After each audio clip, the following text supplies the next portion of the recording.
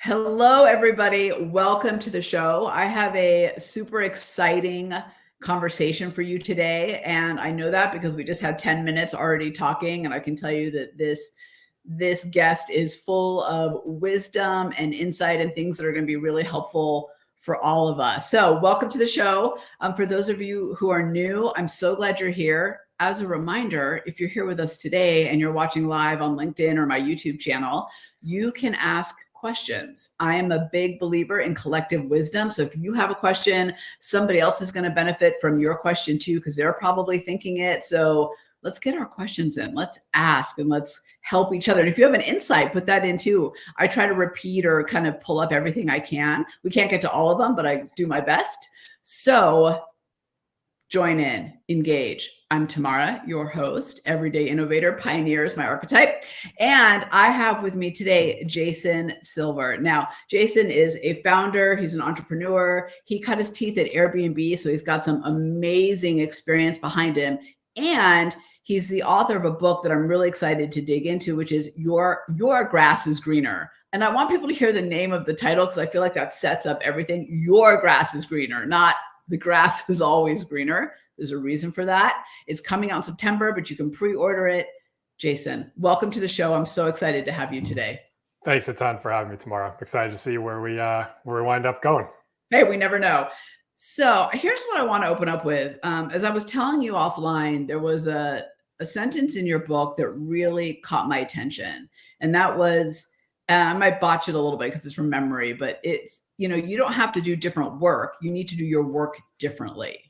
And that really spoke to me because I think that we so often look externally for purpose, for joy, for satisfaction, for progress in our careers, all that stuff. And that kind of flipped it on its head. So let's start there. Tell me about that and what you mean by that. First of all, thanks for calling it out. It is kind of the crux of the whole book. And, this is my first time writing a book, and you write thousands and thousands and thousands of words. You're like, which ones are going to resonate with folks? And that you kind of zeroed in on that is great to hear. And the core idea there is I found, both in trying to find my own way and helping other folks find their way as well, it often winds up feeling like we're striving for things and we don't have control over these things. And that can be very challenging. And so a lot of the conventional wisdom out there tells you, you just need to get this perfect job. You get the corner office and you get the team underneath you, and then your job will look like this and your life will look like that. Or you get this promotion, it's going to feel great. Or you hit some like magical moment where the clouds part and like work-life balance all of a sudden is like perfectly there. These are all things to be accomplished. And like a lot of accomplishments, a lot of outcomes, they're not entirely in our control. Your boss needs to approve you for the promotion. There has to be a position available for you to be promoted into. This dream job that you think you're going to get, you have to find it. You have to actually get the job, and on and on and on and on and on. And what I wanted to show folks, what I learned is that actually, instead of focusing on what you do, you can focus on how you're doing it. And by really focusing on like the way you're doing the work you already have to do, there are some fundamental changes you can make to how you're doing these things that you do have complete control over, that will have you performing better at your job, enjoying your job more. And when those two things are happening, it's like an amazing flywheel of the better you do, the better you feel, the better you feel, the better you do, and on and on and on and on and on. And it just kind of grows in the rest of your life. So it is totally about stop thinking about changing the work you have to do and instead think about changing your approach to that work. I got two questions first. Let me start with the how. Will you share, Jason, one example of how you've done that? Like one tip, whether it's from the book or in your life, that has helped you change how you've done your work for the better? Yeah, like there are many. The whole book is kind of focused on this. I tried to cover 9 of the most common workplace challenges, and you've heard of them before, but I wanted to flip the solutions on their head. And an example is why we're talking today. So a lot of times when we build plans at work, in life, whatever, we think about what we need to get done. You build a Gantt chart, or if you're an agile person, you build a backlog and you think about like, these are the tasks I need to do. And this is how they're connected between here and this goal I want to accomplish. But we don't spend a lot of time thinking about how do I want it to feel while I'm trying to do these things.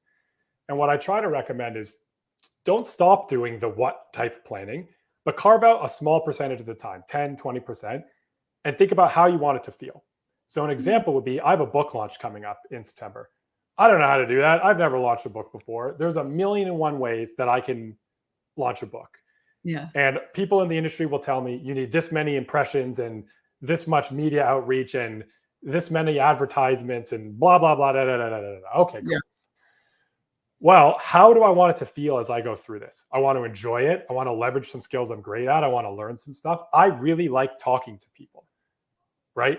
So when I think about the what that I need to accomplish, all these metrics I'm going to get, how am I going to get there? I'm going to go talk on some podcasts because I really like meeting new people. I'm going to learn something new from some of them. It gives me a great opportunity to like leverage some of the things that I enjoy that I'd like to think I'm pretty good at. And it accomplishes my goal, which is different than me saying, hey, you know what? I'm a big performance marketing person. I'm going to go run all sorts of ads on all sorts of digital marketing campaigns, and I'm going to tweak and tinker and optimize those to nail the launch. That's one way you could do it. It's not my way because it's not going to drive the most like joy and probably the best results because it doesn't fit those things for me. So a little bit of time on the how has a big impact. So that's interesting because it just made me realize most recently I had a little talk with myself. Usually those happen in the grocery store, which is a little awkward because I'm like somewhat talking out loud as I'm walking. Is it about the groceries or? You know, it's somehow it's my place of like thinking. I don't know why, but fair. The reason I bring it up is I was thinking about, all right, Tamara, you own a business, right? You've got all these things going on and you keep getting bogged down in stuff. Not just that you don't want to do, because we all have things we don't want to do. Like, it's not really about whether I want to do it or not want to do it, but I'm not doing it in a way that actually is working because I'm not really working from my strengths either. And I just have to admit, like, I'm good at some things and I'm not as good at other things. And I can slog through them, right? I've got the grit to slog through anything, but it doesn't really help the work get done well or me get the joy out of the work. And I had to really think about, all right, like kind of what you were saying, like my strength is connection with people. So why am I making the Excel spreadsheets? Or if I'm going to make the Excel spreadsheets, how do I do that in a way that helps me get back to connecting with people, right? So that I can do what I need to do. I'm talking in circles a little bit, but I guess when I hear your story, what I'm thinking is part of it is how you do what you do is understanding how you do it well. Exactly. You know, and I think the challenge is for most folks, myself included at times, we get the priorities mixed around. You know, the exception of the rule is that you get to do something you enjoy. Most of the time you're doing things and you're slogging through it. And from time to time, that was the thing I really liked doing. And what we're trying to do is flip that equation on its head and say, most of the time you're doing it in a way that leverages your skills that you really like doing or things that you really like doing. From time to time, it's called work, not play for a reason. Like you're going to have to do things that you really don't enjoy. But what I try to focus people in on is, you know, you could take two people. Let's imagine you have a meeting you have to present that on Friday. And the task you're given is, we need you to update the team on how Project X is going. Okay. And we have two completely different people. One is highly analytical and the other really likes giving presentations. So the highly analytical person is going to take time and build out a spreadsheet and look at all the data and summarize it in a nice long email. They're going to ask people to read that in advance and go into the meeting and ask questions. The person who really likes giving presentations will look at what's going on, tell a beautiful story, make some great slides, stand up in front of the group, give a presentation. The outcome is the same. The team has been updated on how the project is going. The approach is totally different. And if you gave the approach person, the presentation person to the analytics person or vice versa, those people probably wouldn't be happy. It probably wouldn't be the best work they can create. And so a little bit of time taken on the approach is really important. There's a reason why I think we don't do this if you feel like talking about that. So the challenge, I'll give everybody an exercise they can try at home, and it's more fun when we can do it live because I'm going to kind of spoil the ending, but you'll get a chance to go through it if you want. The exercise is simple. You need a timer and a piece of paper. Okay. Very simple. You take out the timer, you set it for 2 minutes. Okay, on one half of the piece of paper, you're going to start a timer. You're going to write down all the things your iPhone's really great at, or your Android smartphone, whatever you happen to use, right? End of the 2 minutes, you look at your list when it's done. All the things your smartphone does really well. Email, surfing the internet, it gives me reminders. It's where I listen to my podcast, on and on and on. You make a list of all the things you can think of. My smartphone is really great at. Fill it out. 2 minutes, you're done. Great, fantastic. Restart the timer. Go to the other side of the piece of paper. Start the timer again. Write down all the things you're really great at. And I will make you a bet. The first list will be substantially longer, and you were probably still writing at the end of the 2 minutes. The second list will be substantially shorter, and you probably stopped before you got to the end of the 2 minutes trying to think about, well, what am I great at? Reason why is I've done this a chunk of times with lots of people. And the learning is I know more about what my smartphone is great at than I do about what I am great at. And it's hard because we don't want to be, egotistical, but that's not what this is about. This is about taking some time to recognize, well, what are my strengths? Because it always feels better and the results are better when I leverage an existing strength that I have. But if you aren't clear on what those things are, it's going to be really hard to have the recognition to say, hey, I'm the spreadsheet person from that meeting story earlier. I should do some data analysis here because my boss is telling me I have to do this job. I can't change the fact that I have to deliver this. What I can change is I'm going to do a spreadsheet versus I'm going to be the presentation person. And Jason, just to make sure the audience really hears this, I think, right, and tell me if I've got this wrong, what you're saying is if you're the person who wants to do the spreadsheet, send out the email, right, do it that way, or if you want to do it in the story way, right, with visuals, both are good. It's a matter of what you're good at, not trying to be, the story person shouldn't be the analytical person in how they deliver, and the analytical shouldn't be the story person, right, and how they deliver. Is that fair to say? That's exactly right. Like the common term is best practices. I hate that term. Best practices for whom? Like, right. What works best for me isn't necessarily going to work best for you. And I'm not suggesting to reinvent the wheel, but often when we're given a task at work or there's something we need to do, there's not a ton of flexibility that we need to work towards the outcome. And there's usually flexibility on the way in which we work towards the outcome. And so even if your boss says, I'm the presentation person, and the boss says to me, I need you to produce like an Excel spreadsheet report. That's a good opportunity for me to have a quick think and say, I see what we're trying to accomplish. What would need to be true for me to do this with a presentation instead of a spreadsheet? And maybe my boss says in that situation, sorry, Jay, we really need the Excel spreadsheet. It has to be this way. We could talk about whether I'm the best person to do it. And then if I still am, okay, now we're in the minority of cases where I have to do a thing in a way that I don't want to deliver a result because we really need it. No problem.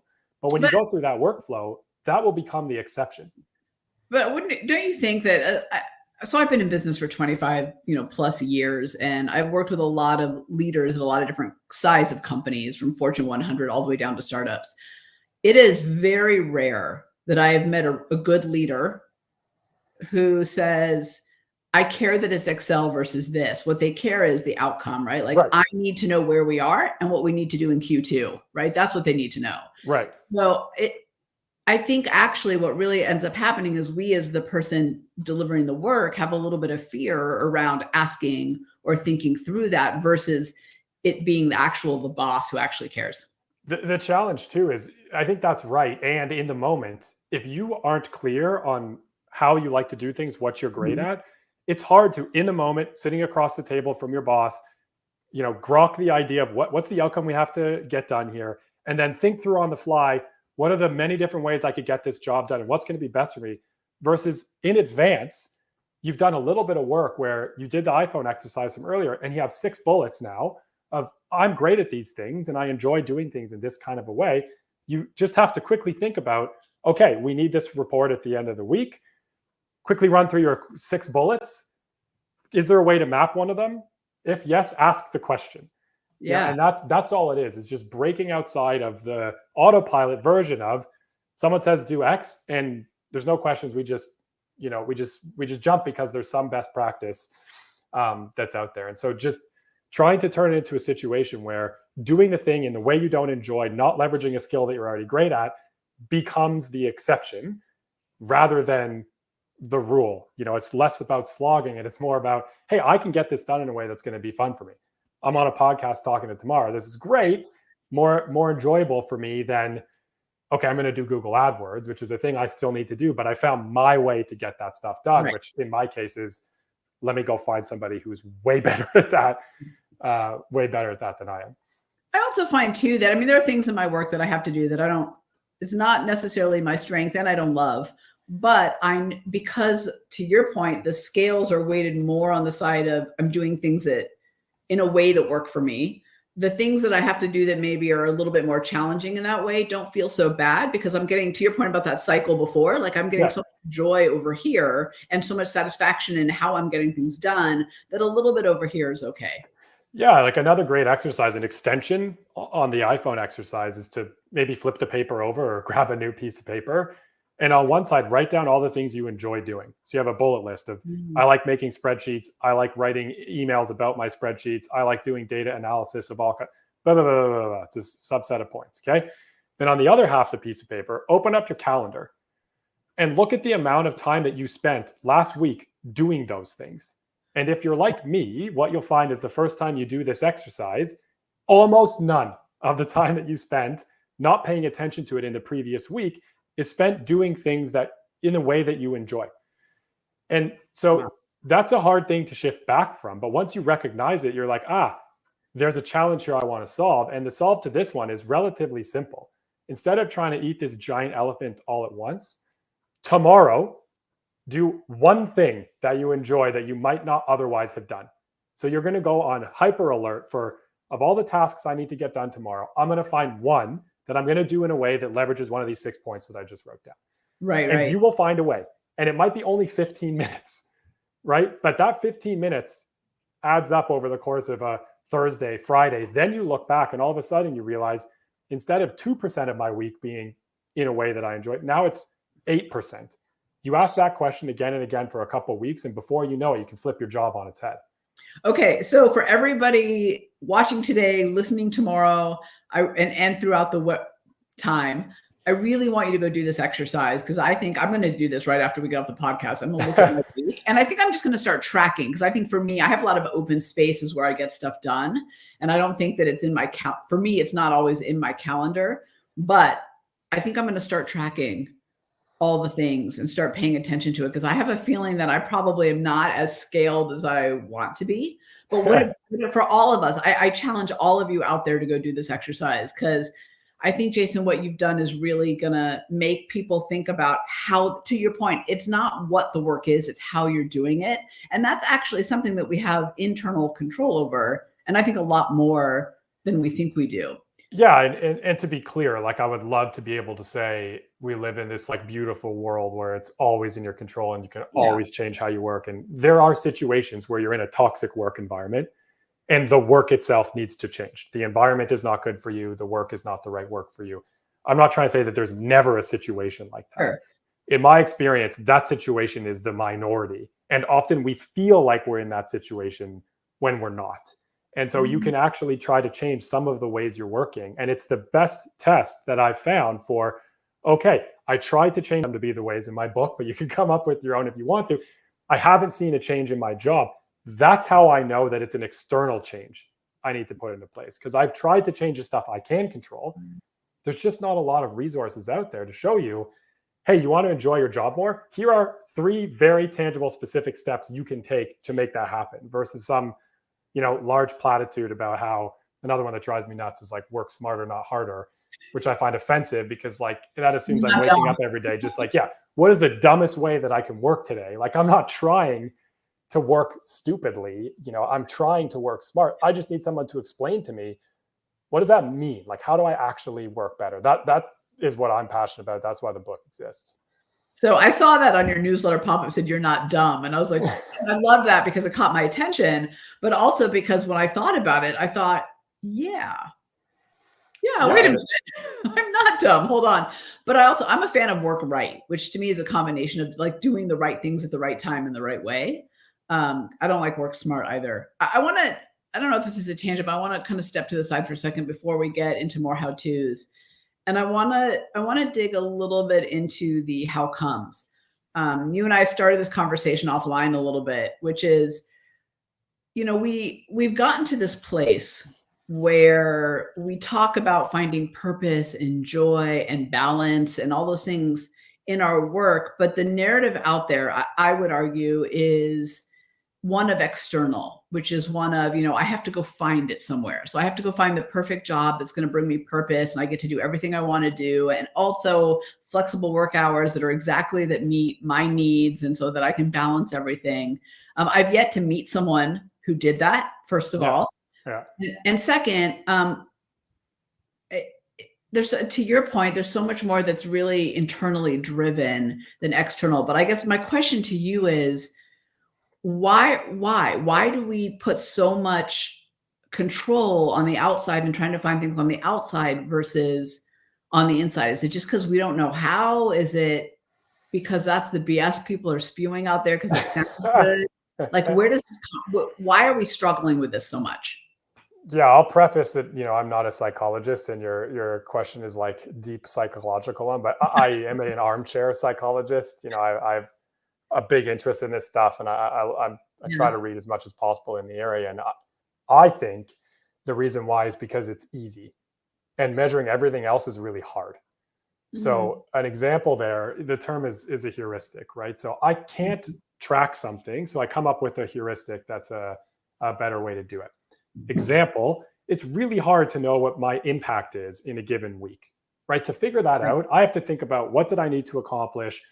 Did I move that thing forward? If it's going to take me longer than a week, how do I tell relatively, was that enough progress? So instead, we tend to point out how many hours we worked. Did I work enough? That's a simple heuristic. Am I successful? That's a hard question. What does success mean to me? How do you define success?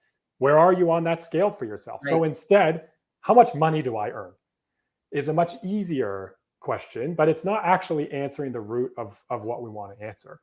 And so we focus on these things which are highly externalized because they're easy and visible for us. I think it's much harder to say, well, what actually matters to me day to day, and am I living that? It takes a little bit more time and energy to get there. But in my experience, it's much more productive, much more performative, much more rewarding to be focused more in the moment. I would add to that, the other thing that we mark as a thing of success is how long our to-do lists are. So the longer your to-do list, right, the more amazing and important and successful you are. It's the most ridiculous thing, really. We could spend the entire rest of the podcast on my tips for to-do lists, because they. Ooh. Okay, let's get to one. Can we get one before we move on? Yeah. So I think that the biggest problem with prioritization, the hardest challenge with prioritization, isn't procedural. So everything out there is so focused on like productivity hacks, right? You use this hack or that hack to carve out this time or that time in this way. Yeah. There's a million methods, a million processes, a million techniques to help you be more effective with a given unit of time. And it's not that I think that those things are useless. They are very useful, but they have a limit. And that limit has to do with the psychological challenge of prioritization. And that's that as a human being, I am hardwired to say yes to you. I want to help you. If I don't help you, I'm a freeloader in our tribe and I'm not adding to the team in the way, and then you're not going to help me later. The social dynamic is very, very challenging. The problem with knowing what you need to go and do isn't usually that you don't know what you need to go and do. It's that stuff comes up throughout your week or month that pulls you off of that, and we don't say no to it when we need to. And that is really, really challenging. And so there's two ideas I have in the book on these topics, because prioritization is one of the 8 things. It's a big challenge for all of us. The first is that the greatest productivity trick that I think I've ever learned is to take your to-do list and turn it into a not to-do list. The challenge is you've got an endless to-do list. Yes. The challenge with that is you will never get it done, which means you never feel a sense of accomplishment. It's unclear how to prioritize. It's just all around, in my opinion, not great. Well, and every to-do that you click off ends up with 3 more to-dos after that. It's because it's and the problem is, let's say you bring up a thing and it's the 7th thing on my list. Well, I should go and do it because it's on my to-do list. Right. But how do I grade the difference between the 7th most important thing and the 9th most important thing? It's hard. So I probably wind up doing it and it feels justified. What I recommend instead is in advance, take your to-do list, chop it down to 3 and only 3 items that you're going to get done this week, and put everything else on the not to-do list.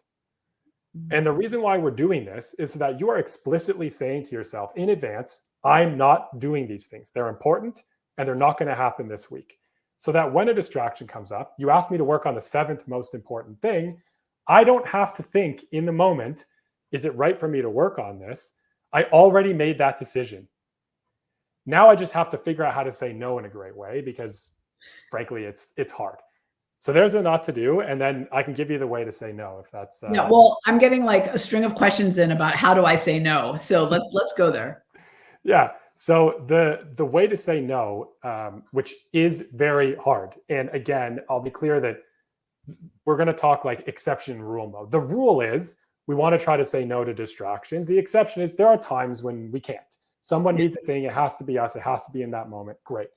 What we're trying to do is we're trying to get to a zone of making explicit trade-offs. So we want to set up our week in advance with the 3 things we have to do in our not to-do list, which doesn't mean we're never going to do those things. What it means is if I'm going to do it, I have to swap it with something that is on my to-do list. I have to force myself to make the trade-off. Oh my God, I love this. I'm going to try this too. Yeah. And so the way that we try to get to saying no is because you've set it up in advance, you know what your priorities are. For me to say no to you is really hard. I literally wrote a book that has this in it, and I suck at saying no to people. And the challenge is when we try to say no in a nice way, it winds up, in my experience, coming off not great. I'm still saying no. Yeah. What I like to do instead is instead of saying no, ask, what do you think? Ask for somebody's input. So an example of that would be you come to me asking me to do a thing, and I say something to you that sounds like, I'm prioritizing XYZ right now, which feels like the most important thing for me to be on. What do you think? Now, what I'm doing here is I'm involving you in the decision. 9 times out of 10, I've completely made up that statistic, but like the majority of the time, somebody will say no to themselves. You'll say to me, Jay, that makes sense. Your thing feels more urgent and important than mine. I'll come back to you, or I'll go find somebody else. That's most of the time they'll say it to themselves. Sometimes they'll give you very important context, and they'll say, I think mine is more important for this reason. And you say trade-off time, right? And you flip it around, and that's great. They just did an amazing help for you. So you have to set it up in advance to have your priorities clear to yourself so you can surface them to somebody else and ask them for their feedback. People love to provide feedback. They love to be involved in your process. You're not saying no to them. You're genuinely asking them, I'm prioritizing like this. Tell me what you think. Do I have this prioritization wrong? Super helpful way that I can do. And it works all the time for me. So here's what I love about this. First of all, let me just a side note for the audience. I just want to tell you all that Jason asked me in the very beginning, what makes a good podcast? And I basically said, don't talk in memes. You better have some real tactics. And I feel like you are like exceeding expectations on that. So thank you. I knew you would, but I love just since we had that conversation, I was like, so I love these tactics, and I wish I had I can't talk and write at the same time, so I don't have notebooks, but I'm going to go back. I wrote it down in a book. You can. I'm going to go buy the book. So I'm going to buy the book and I'm going to re-listen to the podcast. Here's what I really like about that is I think the other thing I see a lot of people recommend, which I've never liked when someone's come to me with this, when anyone on my team comes to me, is when I say, hey, Jason, I need you to look into XYZ. And you say to me, okay, well, I have all these things on my plate. So what do you suggest I take off? And to me, it's like a buffet of shit, frankly. Right. Like, well, I don't like, okay, now you're giving me your whole to-do list and you're asking me to help you prioritize your to-do list to see if this thing I've just said makes sense to add to it. And that I is the understand problem with a long to-do list. Yeah, it drives me crazy, but I understand the logic behind it, right? The logic is help the person you report to see how much you're doing. Yeah. But I love what you're saying because it's not look at my whole list. It's, hey, I'm strategically thinking about where I spend my time. Here's where I think that time should go, but let's have a conversation about it. And so that to me is a much smarter way of leading up and managing your time than just going to your boss and saying, well, here's everything. What do you think? Like, Yeah. Going to your boss and saying, here's everything, what do you think, is shipping your problem to them, which isn't, yes. Okay. which Thank isn't you. great. That's what it is. It drives me Right. crazy. But what I do want to do is I'm genuinely going to you and saying, I need your help on this because I view the world this way and you're asking me to view it this way. Help me connect these two dots. But I've done the work up front for you, right? I've made some decisions already. And that's that A, B, and C are the most important. The never-ending to-do list, honestly, the most frequent use case I see in the situation you've described is no problem, I'll add it in. And now my to-do list is 88,306 plus one. And that doesn't feel good because you're just never going to get it all done. And my experience with that is you get to the end of the week, you might have gotten a heck of a lot of things completed, but your to-do list isn't really any shorter. To your point, every time you finish an item, there's another 3 or 4 or 5 things that you're adding. So your to-do list has just gone long. You end the week with more items on your to-do list than you did coming into your week. It doesn't feel great. You add more and more and more and more and more and more and more. When you're intentional upfront and on purpose and you have a not to-do list, it helps me close the week because on Friday, what I do is I set a meeting with myself. Mine's not in a grocery store. I like to do it at my desk so nobody hears me talking to myself. And I look at, what did I say I was going to get done? What were the 3 most important? Did I get those done? You know, any reasons why it didn't happen? Great. Then I take my not to-do list, which is a perfect backlog of all of the candidate priorities for the next week. I decide which 3 I'm going to pick. Everything else goes on my not to-do list, and my buffer is clear for the weekend because I know that I've thought ahead. And on Monday, all I do is I quickly open it up. Do these still feel right? Did anything happen over the weekend? I thought of something, I got new information, whatever. Do these still feel right? Yes, they do. My week's ready to go. Right. And it's just the idea is taking this endless list and put that in not to do. So I'm a big fan of what I'll often do is, and you've given me kind of and all of us really a new way to even look at it, I think is even better, is I'll list out everything. It's kind of like a brain dump more than it is anything else. So it's not rattling around in my head, all the things. And then I'll pull out the things that I think are the most important. But I also found over time that if I pull out the most important things, a lot of those other to-dos fall away because they've been solved by doing the most important things. Yeah. So in doing the thing that matters, I end up crossing off 3 other things because it turns out I don't need to do them, or they've dropped off, or I've actually solved it by doing this. I don't know if you found that, but they all it ends up shortening the whole list. Yeah. So Brian Chesky, the CEO of Airbnb, he's got a great hack for this, which I absolutely love. And what he does is he'll write it to do, like, I've fully stolen this from him. I'm, not sure where he got it from. It's brilliant. I take my list of things I need to get done and I try to get creative and think about what one thing can I do that will accomplish many of these. And there's an important nuance here. We cannot multitask. Okay. Truth. Humans cannot multitask. And there might be folks on the call who don't believe it. Here's a fun stat for you. If you have your email or Slack open while you're working, not even if you're replying to stuff, just open, it drops your IQ by twice as much as if you were smoking weed at work. Wow. Okay. That's just having it open and your brain having to do the yep, that's there and I'm keeping track of it. We don't realize it, but you're getting dumber because you're trying to do that, right? So put that stuff away. We can't multitask. What you can do is you can do one thing that accomplishes many. But let me be clear about the language. You're doing one thing. Right. It's just getting many things done.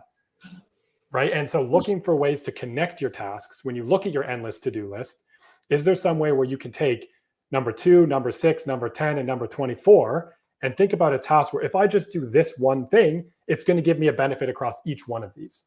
So I don't know if this is where he got it or if he's just also brilliant, probably both, but there's a book called The One Thing by Michael Keller Williams, The Paint Company, The One Thing. And it's all about that. I've never read it. Now I'm going to read that book, which is great. Yeah, it's great. But I love it. And I love that concept of it. And I really appreciate the layer that you're putting on it, which is what are those things that are really important and staying true to them. And I think I don't know what the psychology is behind this, but there's got to be something around the not to-do list that clears your brain. I find that oftentimes the challenge that we have and the reason we're not innovative, creative, productive, all the things we're trying to be, is because we have so many open tabs in our brain that nothing is getting our full energy. And so sometimes we just got to get stuff out of our head and put it on paper or get it somewhere else. And I want to ask you real quick about the email and the Slack and all of that. How much do you think distractions play into not getting that purpose and that joy and that completion out of your work? Because I don't know about you, but I have Slack for a nonprofit that I'm on. I have email, and now text is like, my texts blow up all the time. And I'm like, oh my gosh. And I turn all my notifications off. I don't have them on because when I'm doing something, I'm doing something. Yeah. But I feel like we've gotten into this world where these distractions are constant. Yeah. So great question. And the way my brain goes when someone asks me a question like this is I'm a big question guy. I try to think about the question like behind the question.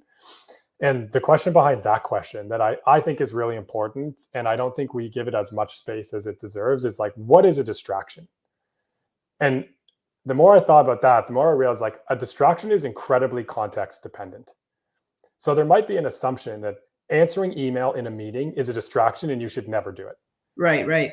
I don't think that's necessarily true. It might not be the most polite thing you can do, right? But if all of a sudden you get a ping about, I don't know, the server's down, the site's crashed worldwide, and you're the only one that can fix it, that's probably the time for you to stand up and say, hey, I think that this thing's most important for me to do right now, rather than saying, hey, what do you all think? I got to go. Okay, great. I'm off. Right. And so the challenge is distractions are very context dependent. And the thing I think we need and often lack is a tool to determine whether something is a distraction in the moment or not. And that'll kind of bring us full circle to this idea of a little bit of upfront intentionality around what's on my to-do list and what's not on my to-do list is the perfect litmus test for, as you go through your week, what is or is not a distraction. You know, you might have a thing on your list, which is, I got to get caught up with this not-for-profit this week. It's really important, which means you checking that Slack channel throughout your week at all sorts of various times is probably exactly what you should be doing. Right. But you made the decision first, upfront, that this is something that's really important for yourself. And so I love the thing you said about how, you know, what I'm trying to do is I'm trying to set up a mode where I do some thinking in advance so I don't have to spend much time thinking in the moment. Right? Because I want to think about whatever the task is that I'm on, whatever the thing I'm trying to do. It's cognitively a big overhead to be like, Tamara asked me to do this thing. What are the other 62 things I need to do? Where does this fit against those things? I don't have to do that. All I have to do is this thing more or less important than the 3 that I already wrote down, that I already decided were more important? It's simple. Boom, boom, boom, done, next thing. Like very, very easy, low cognitive overload. And tell me if you found this, Jason, in doing all this. I have found that if I am not allowing distractions to get in, so for me, really, and I think for a lot of people, that's the constant pings, right? Text, email, Slack, whatever you're using, whatever it is. And I focus on what I'm doing, and then I go and I have my time where I check all those things. Sometimes the problems that used to get pushed up to me get solved without me because I'm not accessible. So there's a little bit of a side benefit to focus that goes beyond just getting the work done. It also allows other people to get the work done. I don't think people realize how much we're trained to, this has come up, so I'm going to shoot that person a message or whatever it is, when really it forces them to go do the work too. Yeah, it sounds bad, but you know, training people with like how you want them to work with you is an important thing. You know, often I'll tell people, hey, you know, I might go dark because I'm working on some stuff. And that's your time to text message me if you really need something. You know, Slack me anytime, email me anytime. You know, I might not be paying attention to that because I'm going deep on something I really have to work on. But like the bat phone is, if you really need to reach me, you fire me a text, that notification's always on. But you shouldn't use that like call 911 because the cat's in the tree. I guess a lot of people do that. Maybe I shouldn't, but that's very different than the building is burning down. Yeah, that's right. Yeah. So telling people that stuff again up front is really helpful. Of just like, hey, I might go dark from time to time. I usually check Slack and email at least once a day. So you know that like you'll hear back from me within a day or 2 days or something like that. If in between that you really need to get me, this is how. Call me on my phone, give me a text message, put this in the subject line of the email, whatever it might be, is a great way to just, okay, I can go dark and I know I'm not going to miss something hypercritical that really, really requires me. So we have a great question from Liv, and actually it's one that I was just thinking about too. So we're on the same wavelength, Liv. I'm excited. The question is, if I want to make all these changes and really set myself up for success, what can I do with the people around me so it's not a total shock to them? I can see them resistant to what I'm trying to accomplish. Well, that's a great question. So if I understand you right, really, how do we make sure that when we decide to make habit changes for the better, that the people around us are on board? Because that's true, right? If I'm suddenly not available, if I'm suddenly pushing back because I'm focusing, that can be a little bit a shock to your point about training people. Yeah, great question. Thanks. Liv, was it? If, yeah. Thank you, Liv. So on this thought, again, it's funny, there's a bit of a theme in our conversation. Like Yeah. a lot of upfront work goes a Mhm. long way. An ounce of prevention is worth a pound of cure later. Truth. So if you have this idea of, okay, I really want to start working on the way that I'm working, and I would like to have some time where I'm going to go. The time to deal with that is not when they're pissed. The time to deal with it is upfront, is to go to your team and say, hey, I'm going to try this for a week or two. And I'm doing it for this reason. I think it's going to help me focus. My intention is it's going to let me get my work done and still give you what you need. Yeah. Right. My intention is not to shut you out, to avoid critical stuff. So if you feel like that's happening, I want to know. I'm going to try this for a week or two, and I would love your feedback during, and I'm going to come to you with feedback afterward. So you can help me understand how that goes. Now they know, what's Liv doing? Why is Liv doing this thing? Like the context around what's going to happen. And they have a great outlet to say, Liv, I know you're trying to work in a different way here. That did not work for me at all. I needed you in this situation, in that situation, it blew up. And you'll tweak your method. But what happens if we don't do that up front? They probably never give you that feedback. You probably never have an opportunity to tweak the approach so you can make it your own. Right. And you just go on thinking this is great. Meanwhile, you're scorching everybody around you as you're working way through it. So what I try to give in the book, and what I think we're talking about here, I try to give very tactical, highly productive starting points. Right? This is the theory. Here's how you can apply it. Here's the tactic you can do. When you deploy it with yourself and your team, it will look different than the exact way I do it, the exact way you do it, the exact way Liv does it. So upfront, tell your team. I'm a big fan of expectations, right? And I think that we just jump into things without giving people warning or just letting them know what we're up to. I mean, it really, to your point, I mean, it ends up with scorched earth because people weren't expecting it, and then we get mad because we were doing what we think was right for us. Mm. But two things I want to say about what you're saying, Jason, I hope everybody really hears. One is, I think that most leaders, bosses, and employees, frankly, like wherever you are on the ladder, the people around you will be really grateful that you're trying to do better work and get more out of your work. I don't know. And I think it's very few people that would say, oh, Jason, I don't like that you're actually trying to do your job better. That's horrible.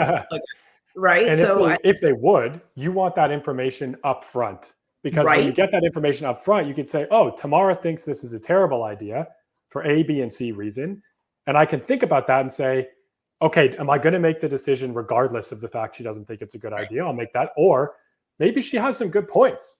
And she's brought up a thing I haven't thought about. And instead of doing what I thought I was going to do, I tweak it a little bit to take her feedback into consideration. And I ship that and try that.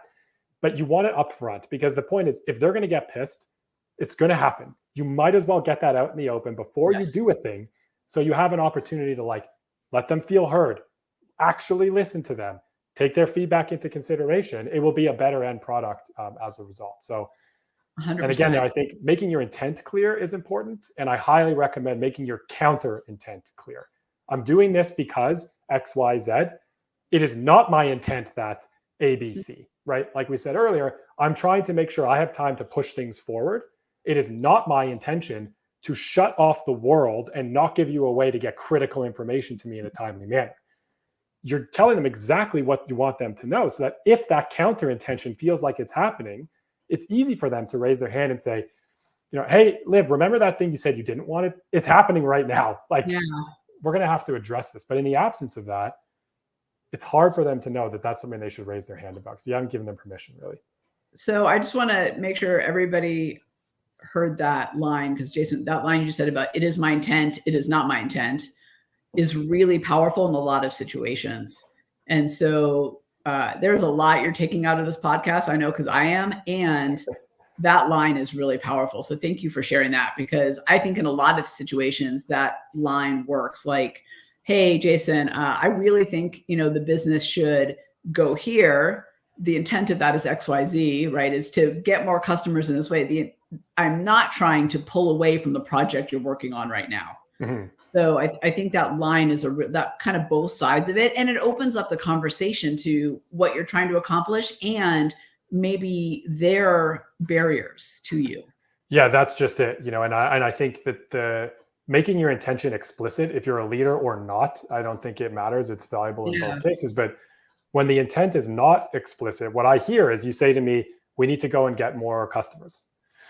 And I think to myself, okay, well, that's all that matters, right? So I don't really have an option here. I have to go and get this done. But when you say we have to go and get more customers because it's important that we grow revenue this quarter, well, I might have a great idea to grow revenue in a completely different way. I have a product here that we could sell to existing customers. It's not going to bring us any new ones, but it is going to deliver more revenue to us. All of a sudden now, that's on the table for me, because what you've anchored me on is this is the intention. Revenue is the intent. The fact that we have to go and get customers is my idea about how to go accomplish that intention. But the intention is the thing that's way more empowering for folks.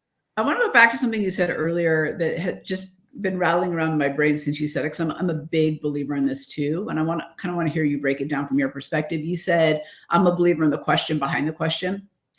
And I'm a big fan of, before you solve a problem, of saying, well, what's the problem that caused the problem? And then what's the problem that caused that problem? Because I think oftentimes we try to answer or solve at the surface and not at the root. And that's why problems rear their ugly head over and over again, or why we don't make any progress, or why we don't get the results we're looking for, is we're actually working on the wrong thing.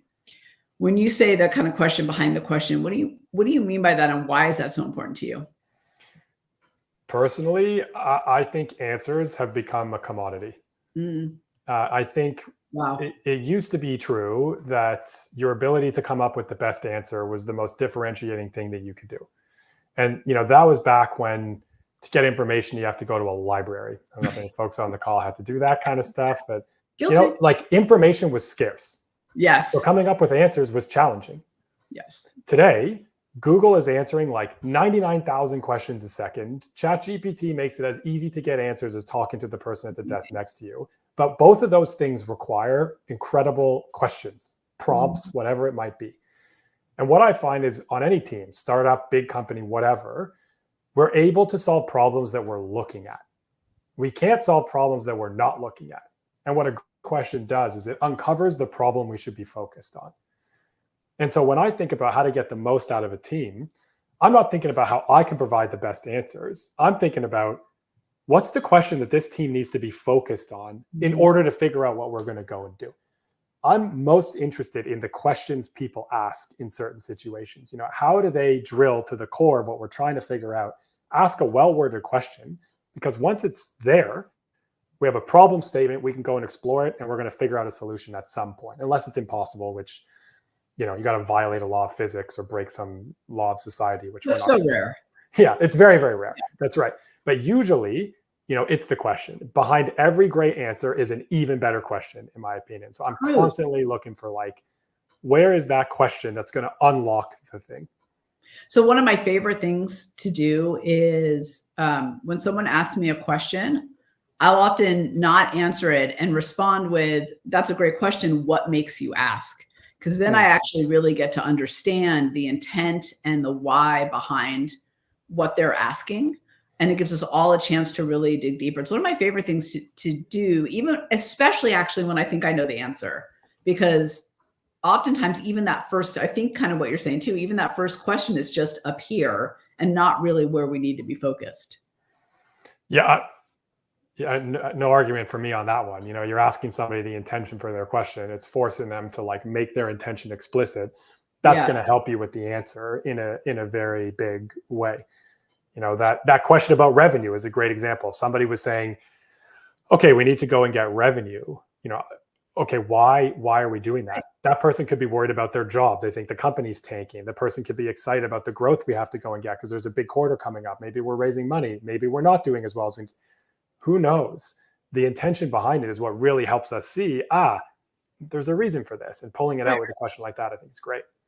So before we run out of time, I want to ask you about another thing from your, oh, actually, let me back up. This is the second thing. I said two things. I don't like to leave open loops. So the second thing was, I just wanted people to know is, here's what I suspect will happen. You're going to buy Jason's book, Your Grass is Greener. Then you're going to implement these things. People around you are going to go, oh my God, how is Jason being so effective and bringing his best game and getting all this stuff done and making an impact at work? I want to do that. So my suggestion to all of you, because I do think it's going to be contagious almost. So one person's going to start and then the rest of the team is going to see what's happening and then it's going to go out from there. So my suggestion to all of you out there is, if you buy the book, really you should buy like 5. Not to you. I'm serious. I'm totally serious. This is not for promotional purposes. You're hired. Booksellers, so who knows? Like, I don't benefit from this. I'm just saying, I see it, right? And I have found that we are, and I'm sure you have too, Jason, we're stronger if we're all doing it. We're stronger together. So if I'm getting all this benefit and changing the way I work and the purpose and the value and the impact that I'm getting, and to your point, you say it somewhere, I read it about like your 9 to 5 impacts the 5 to 9, right? It impacts everything. So I want the people around me to do better and feel better too, because we're going to be rising tide that lift all boats. So talking in memes, there I go. But you're hired for sure. I love the sentiment and appreciate it. If anybody does have a team or a reading group or something like that, we are going to be doing volume discounts for the books. I'm always happy to come in and do a fireside or something. But what's funny is I kind of set out to figure out these tactics. They were more things I was working on fixing for myself. And then exactly as you described, then it started spreading to other folks. They started asking me, what is this thing that you're doing? I see you doing this thing in meetings and that thing's happening. And like, how is this? I want to try. And from there, it just turned into, you got to write this down. You got to put it in the book. And so the stuff in the book is meant to kind of, listen, if you can talk or type, you can try every tactic in the book. It's not one of these books where it's like, you have to go and become a deep expert in having highly conflict-driven communication. It's like, literally, if you can talk or type and you have a little bit of courage to try these things, like, you can try it. The thing I didn't expect that has been a really fun kind of after effect, looking at the book in the rearview mirror, or I don't think it's in the rearview mirror yet. I hope not, but like looking back on the book now, I haven't even launched it yet. It's already, but looking back on the book now is they're highly visible, right? So this prioritization thing that you're going to do, and you're going to say to somebody, here's how I'm prioritizing. What do you think? They see that and they're going to start doing it. Yes. So it has its own little viral loop. And what's interesting is each of the techniques in the book has a little version of that. And I'd like to say that I'm so brilliant that I baked that in on purpose. It was accidental. And looking back, it's there, and I'm happy that it's there, and I'm happy that you called it out. But they all have this kind of effect of, people will see you doing this. It will make it easier for you to do it because they're going to start doing it, and it will become a cultural norm. Yeah. And when that happens, that's when you get the real up and to the right, because your company is changing around you, your team is changing around you. And it's not the big things that you have to fix. It's these little things that are happening day to day to day. Yeah, well, buy 5 of them or 10 of them, however big. So do it yourself. I just think I could see the ripple effect. I know I experienced that at work.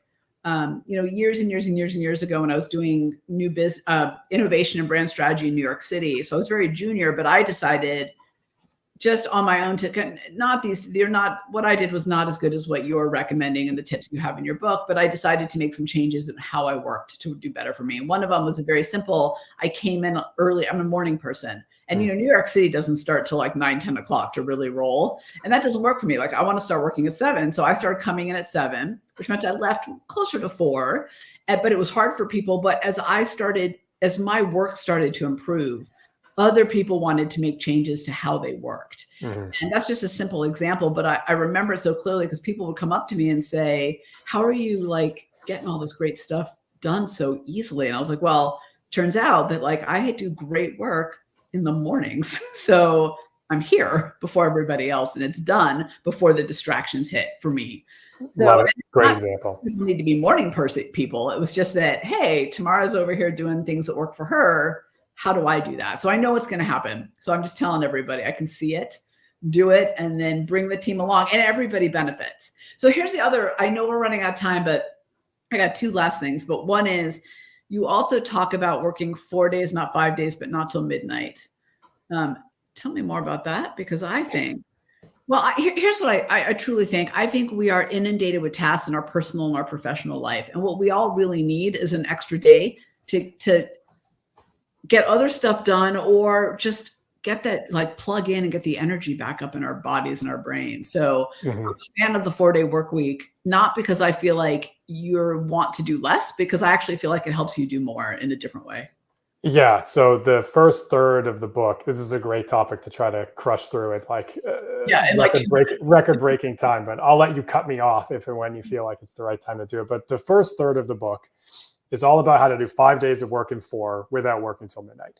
Because the idea is usually, 4-day work week, that sounds great. The amount of work I have to do doesn't change. So yeah, I only work 4 calendar days, but the only way I get that done is to just extend my work day. That's not what we want. And there's a lot of conversation out there about how do we switch to a 4-day work week? Is it better? On and on and on and on and on. And what I found, again, not researching 4-day work weeks, what I found is looking for ways to work better. And what I found is I assumed, because of a lot of stuff that I read and like the memes that you talk about and what have you, the way my brain's wired up, that in order for me to work better, I have to add something. Get some new project, some new promotion, learn some new skill, whatever it might be, right? I got to add. What I learned by going through a whole bunch of experimentation, trying to flip over all the assumptions about the way I was working, was actually the things that removed an impediment were the most impactful by far. And so what you can figure out if you're a nerd like me and you go deep on a bunch of this stuff is that there's a small handful of very common challenges that waste an entire day's work. First example of that is miscommunications. Okay, we all feel them at the office. It is very annoying when you talk about a thing, then you go and work on it, and you come back 2 weeks later or a month later only to realize you did the wrong thing because there was some miscommunication. Could be that you waste 15 minutes talking through a thing because you're not communicating well, whatever it might be. It's like paper cuts. It's very frustrating. Well, the problem's bigger than you think. Okay, $1.2 trillion is wasted every year in the United States of America due to workplace miscommunications alone. That is bigger. That's the GDP of all countries on this planet, with the exception of 16. So only 16 countries on this planet produce more than the US is wasting because of workplace miscommunications. And if you do the math on that number, you scale it down based on who's working, how many people are working, blah, blah, blah, blah, blah. That works out to a full day of lost productivity every week for every person who's currently working in America. So if you can remove miscommunications, you don't have to change anything about your job. You can get back a full lost day of productivity simply by removing the miscommunications that are happening in everybody's office at all time. That is, so I knew, or I assumed, I should say, I don't remember. I saw a stat somewhere, but like, downtime, like scrolling on TikTok, like things like that, like amount to incredible lost productivity at work. Sure. But I hadn't really thought about, it's the things at work that are causing lost productivity. It's the things at work. I mean, sorry, it's the things at work and the other things. Yeah. But I think there's this sentiment that you have to become this like Zen work master where every moment of every day is perfectly placed in this way. And you're like top at your communication skills and this skill and that skill. Otherwise, you'll never be able to optimize it all. I'm not in that school. I'm like, did you know that there's a thing happening to you right now that's slowing you down? Another one is we get frustrated at slow decision making. That wastes 7.5 hours a week every week for the average person working in a company right now. Back it up. How does it, because I'm over here thinking about it because I'm waiting for something so I can do something. How does that play out? It's two things. I know what I need to go and do. And instead of going to do it, I'm waiting for a decision to be made. And or we're talking about decisions for 2 weeks or 3 weeks that we should be making in an hour or 2 hours. That we could be making in an hour or 2 hours, but we're not. We're getting in meeting after meeting after meeting after meeting, debating and discussing a decision. That's wasting my time. If this decision was made faster, better, I wouldn't spend time in that meeting, and I can gain back almost 8 hours every single week. Not by changing my job, just improving the way my team's making decisions. So that's chapter 1 and 2 in the book, by the way. Yeah. Oh my God. I can't wait to read that part. I feel like there's a part of that is about people being afraid to make decisions. So they add more people and more conversations, and they need to have 100% of the data, which we never have. It's like this, people need to get more comfortable. People need to get more comfortable making decisions and not getting stuck in a loop that, to your point, creates this like indecision mess. Yeah. I'm a big decision-making nerd. There's 2 chapters in the book on decision-making, how to make better decisions and how to make better decisions faster.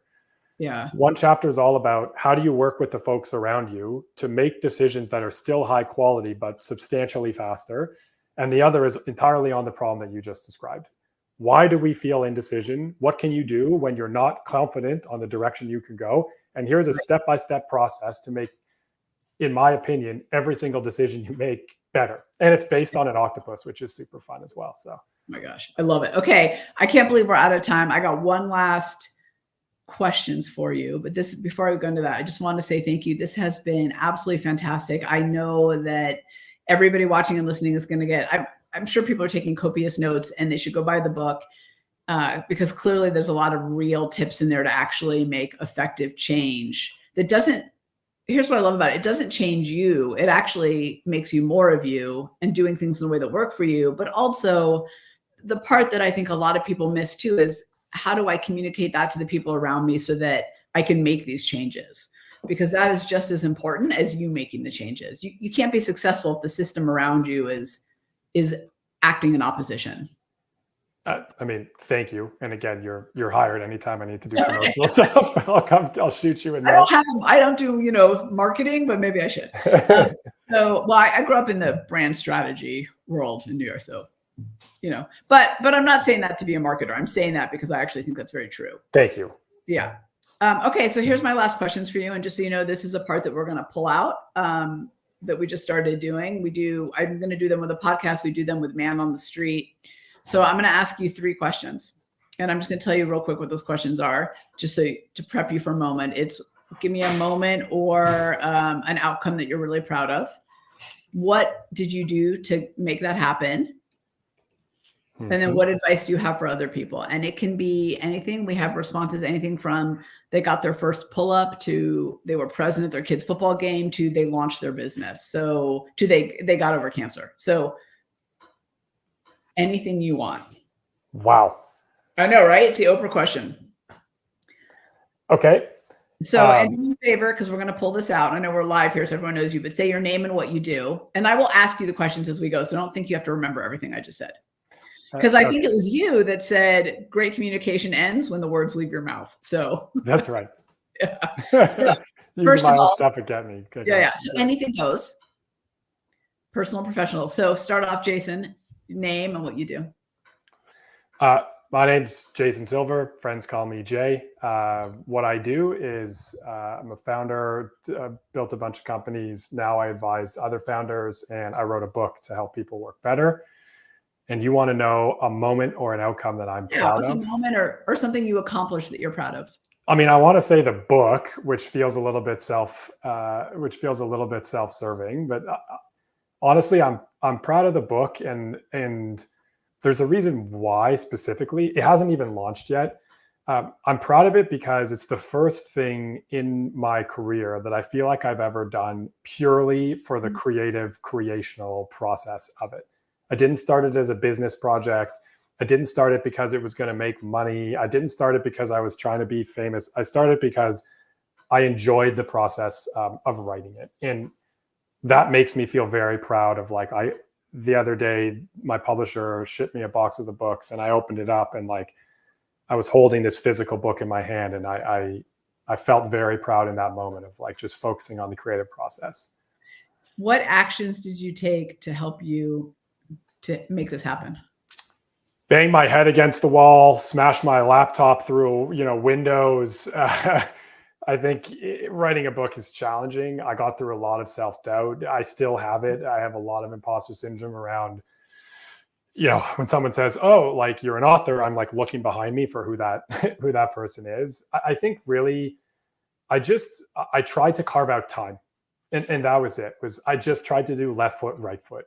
I would carve out time.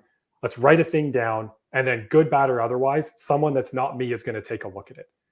And I tried to, as often as possible, suspend my disbelief that I suck and the book's going to stink. It was like, let me see what somebody else says about this.